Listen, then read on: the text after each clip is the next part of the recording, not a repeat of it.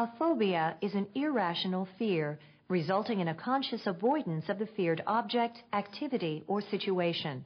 To constitute a phobia, the fear has to be persistent and unreasonable.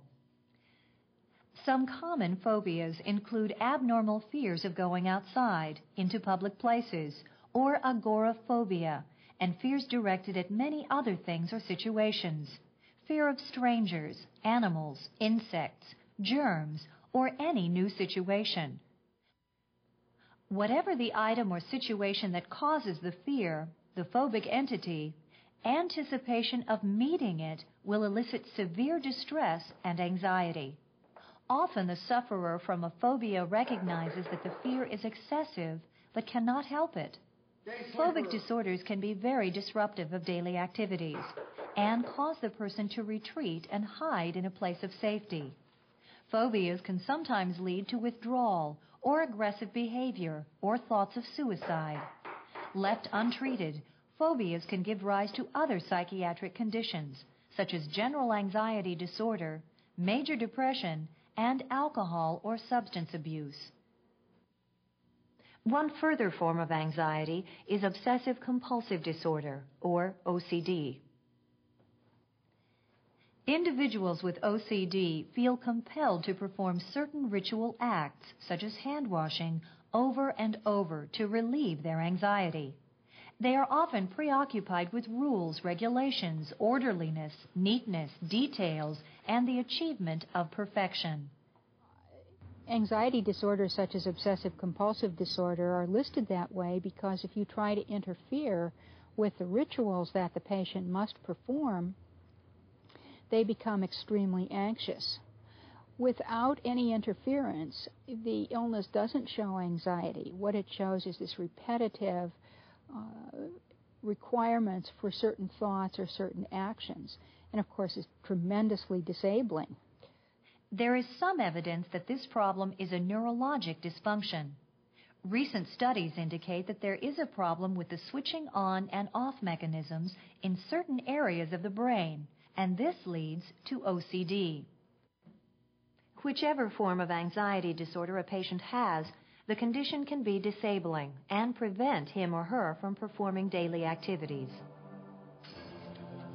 Now we will briefly overview the forms of nursing intervention used in the treatment of the various anxiety disorders. An important early intervention, particularly for generalized anxiety disorder, is often group or individual therapy. The primary goal is to identify and change the patient's maladaptive behavior so the level of anxiety is reduced and coping skills are improved. Additional goals include prevention of secondary psychiatric or medical conditions, minimizing adverse effects from any medications prescribed, and preventing relapse. Developing a care plan involves a team of trained health professionals, psychiatrists, psychologists, nurses, pharmacists, social workers, and others may make up the interdisciplinary team. The process must involve the patient as an active partner in his own care, as well as the patient's friends and family. Psychiatric nursing is a very rewarding field. It's difficult. It draws on all of your patients, and you have to be clear and together when you go to work. Research has shown that phobias, too, can be very responsive to cognitive therapy and behavioral psychotherapies, often combined with medications.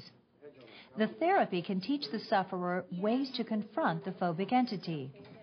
Psychotherapy for phobia sufferers must, however, be supportive and non-confrontational, because the patient is often very sensitive to the phobic entity and may react in unpredictable extremes of aggression or withdrawal. Obsessive-compulsive disorder is often treated with a combination of behavioral therapy and medications. Both interventions seem to help turn off the neurological switch that does not want to be turned off. The goal of the therapy is to reduce the number and extent of OCD rituals. It may not be possible to eliminate all the symptoms completely. Reducing the symptoms so they do not interfere with daily living may be all that is needed.